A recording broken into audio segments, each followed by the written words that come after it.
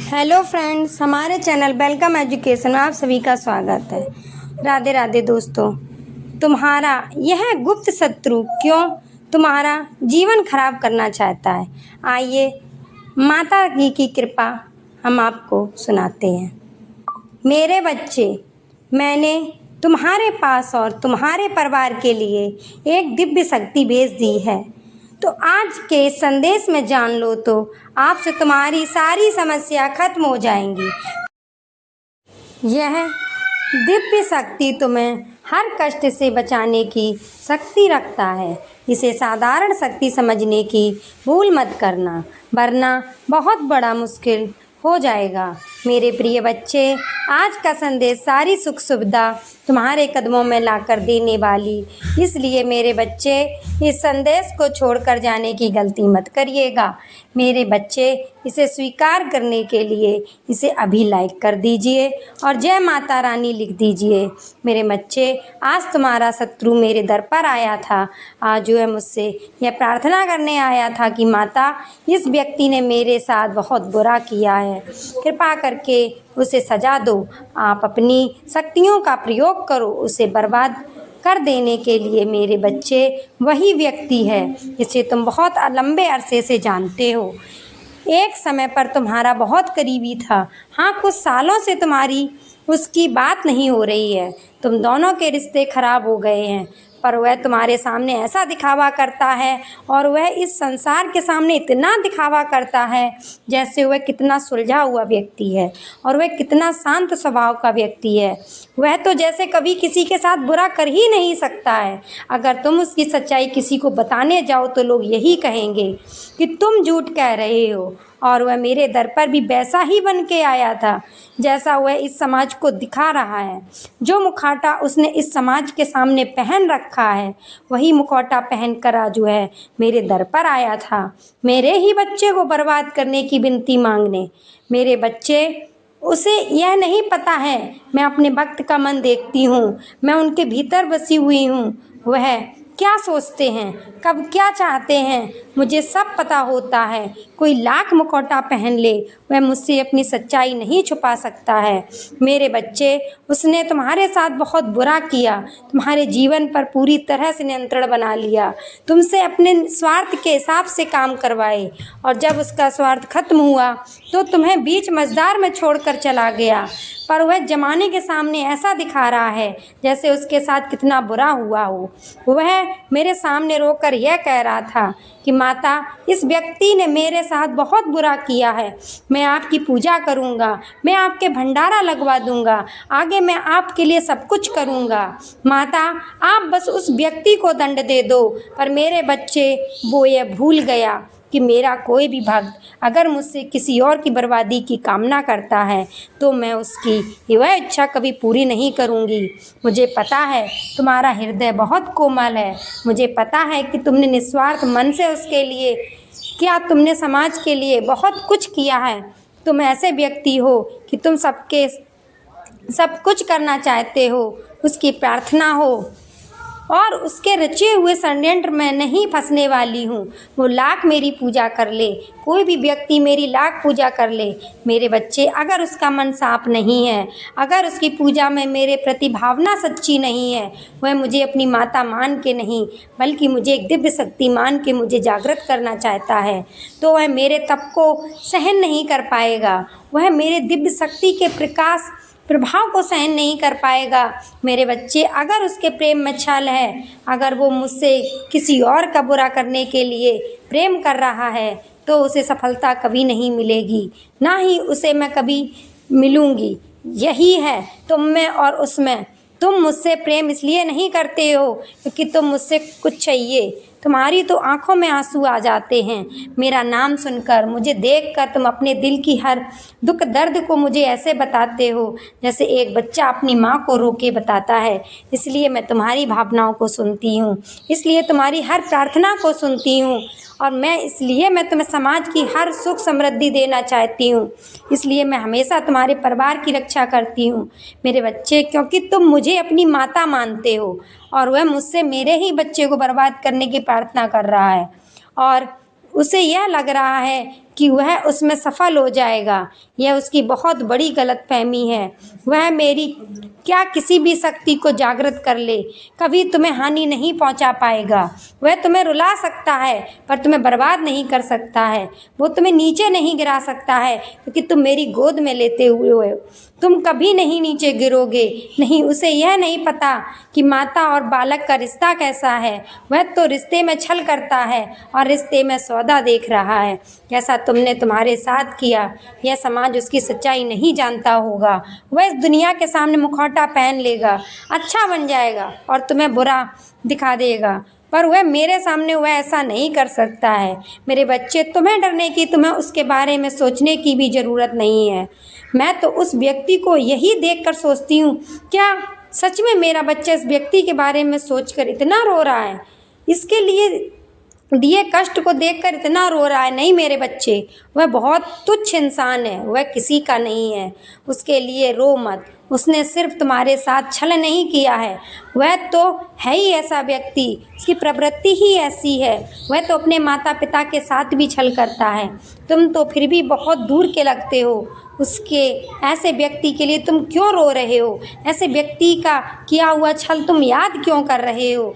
तुम अपने ऊपर गर्व करो, तुमने उस जैसे व्यक्ति के लिए भी इतना अच्छा किया, इतना अच्छा सोचा। तुम एक बार खुद सोचो, क्या उसने कुछ भी ऐसा था जो तुम उसके साथ रहो, जो तुम उसके लिए इतना त्याग करो? जो तुमने किया उसको थोड़ा एहसास भी नहीं है कि तुमने उसके लिए क्या क्या किया और बदले में उसने तुम्हें क्या दिया। वह तो आज भी इसी घमंड में जी रहा है कि वह बहुत अच्छा इंसान है, तो ऐसे इंसान को उसके भ्रम में जीने दो। मेरे बच्चे, बहुत जल्द उसके भ्रम का गुब्बारा फूट जाएगा और फिर जो उसे पछतावा होगा तब तक बहुत देर हो चुकी होगी। मुझे तो तुम पर गर्व हुआ जब वह मेरे द्वार पर आया, तो तुम भी खुद गर्व करो कि दुनिया लाख बुराई है, पर मेरे बच्चे तुमने खुद को नहीं बदला। मेरे बच्चे, तुम बहुत लंबे अरसे से मेरी भक्ति कर रहे हो, मेरी पूजा पाठ करके तुमने बहुत शक्तियाँ हासिल की हैं जिनका अंदाज़ा भी नहीं है तुम्हें। उनका एहसास तुम्हें समय समय पर होता ज़रूर होगा और तुम्हें जब वह एहसास हो रहा होगा तो तुम डर रहे हो। जब तुम्हें ऐसे स्वप्न दिख रहे हैं तो तुम डर जा रहे हो। तुम्हें डरने की ज़रूरत नहीं है मेरे बच्चे। तुम्हारी अंतरात्मा तुम्हें कुछ बता रही है। वह आने वाली मुश्किलों से पहले ही तुम्हें चेतावनी दे रही है, जिससे तुम्हें घबराना नहीं है, जिससे तुम्हें भयभीत नहीं होना है, बल्कि तुम्हें उस आवाज़ को सुनना है और फिर तुम्हें उस हिसाब से निर्णय लेना है। तुम्हें सावधान करने के लिए ही वह संकेत जा रहे हैं। तुम तो उनसे भयभीत हो जा रहे हो मेरे बच्चे। उनको ध्यान से सुनो, उनको अपनाओ। तुमने वह शक्तियाँ कमाई हैं, तुमने वो शक्तियाँ खुद अपने भीतर जागृत की हैं। उनसे भयभीत मत हो मेरे बच्चे। तुम लाख कोशिश करते हो, मेरी पूजा पाठ करने के बाद भी तुम्हारे अंदर एक नकारात्मक ऊर्जा रह जाती है। नकारात्मक ऊर्जा इस बात की है कि तुम सोचते बहुत अधिक हो और हर चीज़ में तुम सोचने लगते हो। हर बात में कोई व्यक्ति तुम्हें कुछ दे दे, कोई व्यक्ति तुमसे अच्छे से बात करे तो तुम यह सोचने लगते हो कि इसमें इसका क्या स्वार्थ है, यह मुझसे ऐसा क्यों कर रहा है, कोई कुछ मुझसे चाहता ज़रूर होगा, तभी तो यह ऐसा मेरे साथ कह रहा है। तुम बहुत सोचते हो, कहीं ना कहीं अतीत का बीता दुख भी तुम्हारे भीतर, जो तुम्हारे अंदर एक नकारात्मकता को फैला रहा है। मेरे बच्चे, धीरे धीरे तुम्हारा शरीर एक बीमारी को उत्पन्न कर रहा है। तुम्हारे परिवार भी कोई है जो बीमार रहता है। तुम्हारे परिवार में आए दिन किसी न किसी को कोई ना कोई बीमारी रहती ही है। एक ठीक होता है तो दूसरा बीमार हो जाता है, दूसरा ठीक होता है तो तीसरा बीमार हो जाता है। यह तो लगा हुआ है तुम्हारे परिवार में, पता नहीं कब से। इसके लिए ज़रूरत यह है कि तुम अपने घर की सफाई करो। तुम्हारे घर के किसी कोने में कुछ ऐसी वस्तुएं रखी हैं जिनका कोई उपयोग नहीं है, उनको साफ कर, उनको किसी कबाड़ वाले को या किसी को दे दो, या कहीं दान कर दो, या अपने घर से बाहर निकाल दो। ऐसी किसी भी चीज़ को अपने घर में मत रखो जो तुम्हें लग रहा है यह बरसों से पड़ी है और इनका कोई उपयोग नहीं है। वह चीज़ें पर ही ऊर्जा प्रकट कर रही हैं। तुम्हारे परिवार में, तुम्हारे घर के भीतर उन चीज़ों को अभी साफ करके निकाल दो, या फिर तो कोई ऐसा वस्तु जिसका बहुत लंबे समय से प्रयोग नहीं किया गया है उसको बाहर निकाल कर उसकी सफाई उसका प्रयोग करना शुरू कर दो। अपने घर के कोने में कूड़ा कबाड़ मत रखो मेरे बच्चे, उनको साफ करके वहाँ पर शुभ चिन्ह बनाओ जिनको तुम रोज़ देखो। सिर्फ उन चिन्हों को देखने से ही तुम्हारे भीतर इतनी सकारात्मक ऊर्जा आएगी, उन सब चिन्हों को देखने से ही तुम्हें एक अलग प्रकार की वाइब्रेशन मिलेगी। यह करना शुरू कर दो, क्योंकि तुम अपने घर में ही नकारात्मकता को पालते जा रहे हो। वह वस्तुएं तुम्हारे घर में बीमारियों को खींच रही हैं, तुम्हारे घर में कलेश को खींच रही हैं। आए दिन लड़ाई झगड़ा हो रहा है तुम्हारे घर में। वह बेकार पड़ी वस्तुओं ने तुम्हारे घर में एक नकारात्मक एनर्जी को प्रकट कर रही है, जो तुम लोगों को सुकून से जीने नहीं दे रही है, ना सुकून से खाने पीने दे रही है। अपने घर की सफाई करो और जो चीज़ें बेकार हैं, जो चीज़ें तुम्हें लगती हैं तुमने कभी ली ही नहीं है, उन चीज़ों को बाहर निकाल कर फेंक दो। और जो तुम्हें लगता है कि तुम्हारे काम की हैं उनको प्रयोग में लाओ। देखना उस साफ़ सफाई के बाद, उन चीज़ों को बाहर निकालने के बाद कुछ दिनों के भीतर ही तुम्हारे घर में सुख शांति जरूर आएगी और लक्ष्मी तुम्हारे घर में जरूर आएगी। मेरे बच्चे, ओम नमः शिवाय। मेरे बच्चे, तुम्हें अपनी माता पर विश्वास है तो इस चैनल को सब्सक्राइब करके लिख दीजिए। मेरे बच्चे, तुम्हारी माँ यानी मैं तुमसे बहुत प्रेम करती हूँ, इसलिए तुम्हें स्वयं को बचाना होगा। तुम्हारे लिए मेरा प्यार बहुत है। मेरे बच्चे, अपने आप को वैसा बना लो कि तुम्हारे ऊपर किसी की परछाई भी ना पड़े। मेरे बच्चे, मैं तुम्हें बताना चाहती हूँ, तुम उसे अपने जीवन से दूर कर दो। जैसे ही तुम अपने जीवन से उसे दूर करोगे, वैसे ही तुम्हारी इच्छा जो तुम चाहोगे मैं वह स्वयं पूरी करूंगी। यह मैं तुमसे वादा करती हूँ। कभी कभी किसी के रहते तुम्हारे जीवन में बहुत सारी रुकावटें पैदा होती हैं, लेकिन तुम्हें एहसास नहीं होता। संसार का हर व्यक्ति चाहता है कि उसे आराम मिले, उसके शरीर को ज़्यादा काम ना करना पड़े, हर सुख उसके लिए उपलब्ध हो, जो चाहे खरीद सके, जो चाहे वह कर सके और चाहे वह आराम से कहीं जा सके। जिस प्रकार घर लकड़ी में लगकर लकड़ी को खाकर अंदर से खोखला कर देती है, उसी प्रकार इंसान को आराम की ज़िंदगी लगती है तो बहुत अच्छी है, लेकिन उसके शरीर में आलस से भर देती है और आलस भरा शरीर जीवन में चाहकर भी कुछ नहीं कर पाता। बहुत लोग ऐसे हैं जो पहले आराम की ज़िंदगी जीते हैं और फिर उसे आराम की लत लगती है तो उसका शरीर ना तो काम करने योग्य रहता है और ना वह काम कर पाते हैं। इसके साथ ही उसकी बुद्धि भी कम होती है, क्योंकि उसे काम से लगाव ही नहीं रहता है। तुम्हारे जीवन का सबसे बड़ा दुश्मन आलस है। इस आलस को अपने जीवन से निकाल दो मेरे बच्चे। जीवन में उन्नति प्राप्त कर रहे हो तभी तुम आलस मत रखो, और यदि तुम किसी मुकाम को हासिल करना चाहते हो तब भी इस बात का स्मरण रखना कि कहीं ना कहीं तुम्हारे अंदर एक ऐसी शक्ति को विराजमान करती है जो तुम्हारे पूरे शरीर को बाध्य कर देती है। काम न करने के लिए तुम्हारे शरीर पर एक ऐसा विशाल छाया का प्रभाव हो जाता है जिसमें से तुम्हारा निकलना नामुमकिन के बराबर होता है। मेरे बच्चे, हर मुसीबत से निकलना चाहते हो तो आलस्य को त्यागें, क्योंकि काम ही जीवन में प्रधान है।